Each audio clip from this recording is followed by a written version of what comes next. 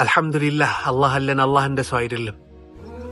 ወንጀል ስንሰራ አይባችንን ሰትሮ ወንጀላችንን ደብቆ ወደሱ ተሰብረን ስንሄድ በተውበት አላህ ተባረከ ወተዓላ ይቀበለናል። አላህ እንደ ሰው አይደለም። አላህ አይገምተንም። አላህ አያሸሸንም። ወዳጅ ያውቃለሁ፣ እየሞከርክ ነው፣ እየለፋህ ነው፣ እየጣርክ ነው። ስትወድቅ ስትነሳ፣ ዛሬ ነፍስያን ስታሸንፍ ነገ ነፍስያ ስታሸንፍህ፣ ዛሬ ሸይጣን ሲያሸንፍህ ነገ ደግሞ ሸይጣንን ስታሸንፈው፣ ዛሬ አሸንፈ ሶላትህ ላይ ቀጥ ትላለህ፣ ነገ ደግሞ ትዘናጋለህ። ዛሬ ሸይጣንን አሸንፈህ ከሐራም ትርቃለህ፣ ነገ ደግሞ ትወድቃለህ። ሁላችንም በእንደዚህ አይነት ሁኔታ ውስጥ ነው ያለነው። ትልቁ ቁም ነገሩ ወደ አላህ ተባረከ ወተዓላ መመለስ ላይ ነው። ወንጀልማ ሁሉም ይሰራል፣ መሳሳትማ ሁሉም ይሳሳታል። የሰው ልጅ አይደለም? እንንሸራተታለን፣ እንወድቃለን፣ ወንጀል ላይ እንዘፈቃለን።